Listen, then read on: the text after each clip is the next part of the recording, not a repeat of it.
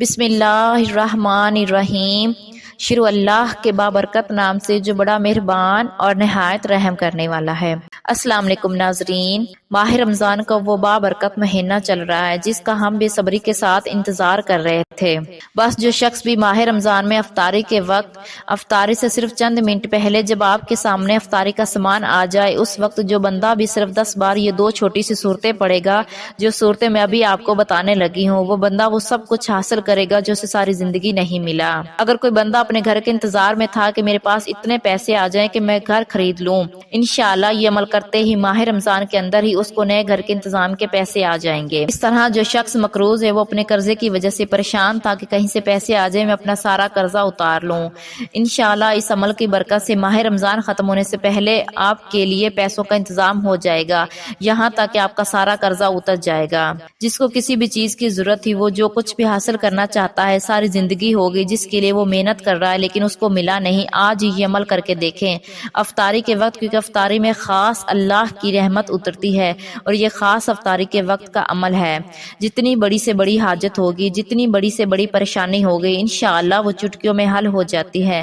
اور ویسے بھی وہ بندہ بڑے مقدر والا ہوتا ہے، وہ بڑا خوش نصیب ہوگا جو ماہ رمضان المبارک میں افطاری کے وقت یہ 2 صورتیں پڑھے گا۔ یہ بڑی آسان صورتیں ہیں، ان کا طریقہ میں بتا دیتی ہوں کہ کون سی صورت پہلے پڑھنی اور کون سی صورت بعد میں پڑھنی ہے اور اس کی ترتیب کیا ہے۔ ایک تو صورت فاتحہ شریف ہے جو ہم ہر نماز کے اندر پڑھتے ہیں اور تقریباً ہر بچے کو یاد ہے، کوئی مشکل نہیں ہے۔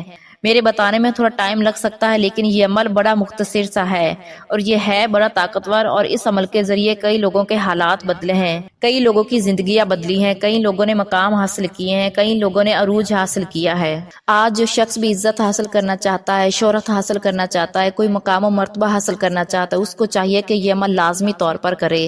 یہ بڑے بڑے بزرگوں کا، بڑے بڑے عاملین کا، بڑے بڑے صوفیہ کا یہ آزمودہ وظیفہ میں آپ کی خدمت میں پیش کر رہی ہوں اور بڑا آسان سا ہے۔ ماہ رمضان کا مہینہ کوئی عام مہینہ نہیں ہے، یہ وہ مہینہ ہے جس میں قرآن پاک نازل ہوا، اور یہ خاص صورتیں جو میں آپ کو بتانے لگی ہوں ان کی اتنی فضیلت ہے کہ یہ ایک ایک صورت اتنی پاورفل اور اتنی مضبوط ترین ہے کہ بندہ جتنا بھی پریشان ہو، جتنی بھی کوئی مشکل آ جائے، جتنی بھی کوئی پریشانی آ جائے، کوئی اچانک مصیبت آ جائے، جب آپ ماہ رمضان کے وقت ان صورتوں کو پڑھ لیں گے تو پھر ساری زندگی آپ کو یہ صورتیں کام دیں گی۔ آپ کو پھر جب بھی زندگی میں کوئی مسئلہ آ جاتا ہے 10 مرتبہ پڑھیں گے آپ کی ہر پریشانی حل ہو جائے گی۔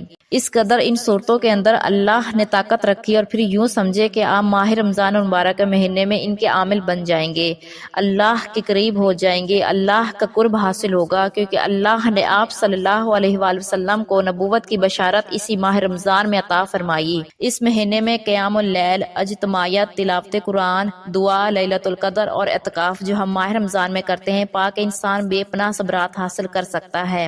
لیکن بہت سارے لوگ اس مہینے کو بھی اپنی غفلت کی وجہ سے، سستی کی وجہ سے ایسے ہی گزار دیتے ہیں، لیکن میں آپ کو ایک نصیحت کرتی چلوں کہ یہ عمل کچھ ہو نہ ہو، یہ عمل آپ لازمی طور پر افطاری کے وقت کر سکتے ہیں۔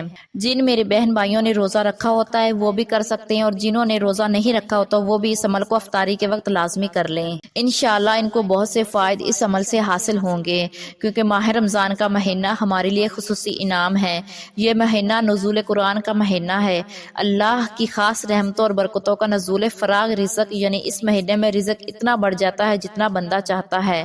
جو شخص چاہتا ہے کہ میرا رزق بڑھ جائے، میری دولت بڑھ جائے، میری شہرت بڑھ جائے، اس کو چاہیے کہ اس رمضان المبارک کے مہینے میں یہ عمل لازمی کرے۔ یہ موقع بار بار نہیں ملتا، آج آپ کے پاس موقع ہے، آج اس سے فائدہ اٹھا لیں، یہ موقع ہاتھ سے نہ جانے دیں۔ ہم ساری زندگی غفلت میں گزار چکے ہیں، بہت سارا وقت غفلت اور سستی میں گزر چکا ہے۔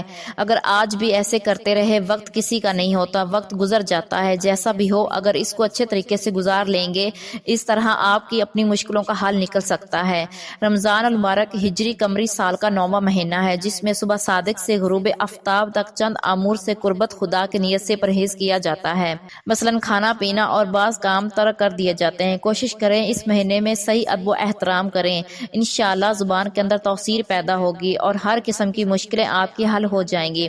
افطاری کے وقت سب سے پہلے آپ نے وضو کر لینا ہے، وضو کر کے آپ نے افطاری کرنی ہے، کیونکہ یہ عمل عمل خاص ہے اور اس کو وضو کی حالت میں ہی کرنا ہوتا ہے، بغیر وضو کے آپ نے اس عمل کو نہیں کرنا۔ اور روزہ آپ کو پتہ ہے اسلام کی بہترین عبادت ہے، جس کی جزا میں اللہ فرماتا ہے اس کا اجر میں خود دوں گا۔ جو اللہ کی رضا کے لیے روزہ رکھتا ہے، اللہ فرماتا ہے کہ اس کی جزا میں اس بندے کو خود عطا فرماؤں گا۔ اس کے ذریعے اللہ کا دیدار بندے کو نصیب ہوتا ہے، اللہ کا قرب نصیب ہوتا ہے۔ رمضان عربی زبان کا لفظ ہے جس کا مطلب ہے شدت حرارت، یعنی اس ماہ اللہ روزے کی برکت اور اپنی رحمت کے ذریعے اہل ایمان کے گناہوں کو جلا دیتے ہیں، آپ کے گناہ جل جاتے ہیں اس مہینے میں اور اس کی بخشش فرما دیتا ہے۔ ماہ رمضان کی آمد ہے، یہ مہینہ نیکیوں کے لیے موسم بہار کی طرح ہے۔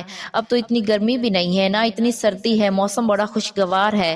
ہر کسی کو چاہیے کہ وہ ماہ رمضان کے روزے رکھ کر اپنی بخشش کروا لے، رب کو راضی کر لے۔ جو رب کی بارگاہ حاصل کرنا چاہتا ہے وہ حاصل کر لے، کیونکہ سب سے زیادہ فضیلتوں والا، برکتوں والا ہی مہینہ ہے۔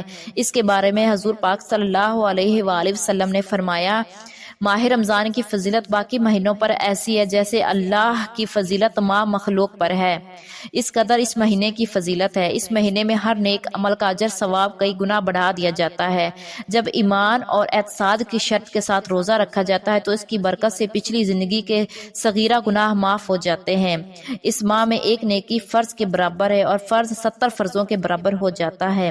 ایک رات جسے شب قدر کہا جاتا ہے وہ 1000 مہینوں سے افضل قرار دی گئی ہے۔ یہ صبر کا مہینہ ہے اور صبر کا پھل اللہ فرماتا ہے جنت ہے، تو اس میں صبر کرنا پڑتا ہے۔ ہر ایک چیز سے، بھوک سے، پیاس سے، تمام چیزوں سے بندہ صبر کرتا ہے اور اس کا اجر اللہ جنت فرماتا ہے۔ یہ ہمدردی اور خیر خواہی کا مہینہ ہے، اس میں مومن کا، ایمان والوں کا رزق اللہ بڑھا دیتا ہے۔ تو آج وہی عمل بتا رہی ہوں جس کو کرنے سے اللہ اس کا رزق بڑھا دیتا ہے۔ اس عمل کے ذریعے آپ کی نسلیں بھی سنور جاتی ہیں۔ سب سے پہلے آپ نے درود پاک پڑھنا ہے حضور پاک صلی اللہ علیہ وآلہ وسلم کی ذات پر، اور کوشش کریں کہ رمضان المبارک کے مہینے میں درود پاک کی کثرت رکھیں۔ چلتے پھرتے، اٹھتے بیٹھتے اپنی زبان پر درود پاک اور استغفار کو ضرور جاری رکھیں۔ انشاءاللہ اس سے آپ کے حسن میں بھی نکھار آئے گا، آپ کا چہرہ بھی خوبصورت ہوگا اور آپ کی زبان سے نکلنے والے الفاظ میں بھی اللہ توسیر عطا فرمائے گا۔ جہاں جائیں گے انشاءاللہ اللہ پاک آپ کو کامیابیوں سے نوازے گا۔ اللہ نے اپنی تمام مخلوق میں انسان کو ہی اشرف المخلوقات بنایا ہے۔ جب اس ماہ کا پہلا عشرہ آتا ہے، یہ پہلا عشرہ رحمت کا عشرہ ہے اور دوسرا عشرہ بخشش کا عشرہ ہے اور تیسرا عشرہ اس کا جہنم سے آزادی کا عشرہ ہے۔ اگر ہم اللہ کی رحمت اور برکتوں کو حاصل کرنا چاہتے ہیں تو یہ مہینہ ہمارے پاس موجود ہے۔ ہم اس عمل کے ذریعے اللہ کی رحمتوں اور برکتوں کو حاصل کر سکتے ہیں، تو یہ موقع ضائع مت کیجیے گا۔ سب سے پہلی سورت پڑھنے سے پہلے آپ نے درود پاک پڑھنا ہے، اس کے بعد سورت فاتحہ پڑھنی ہے، اس کو سورت شفا بھی کہا جاتا ہے۔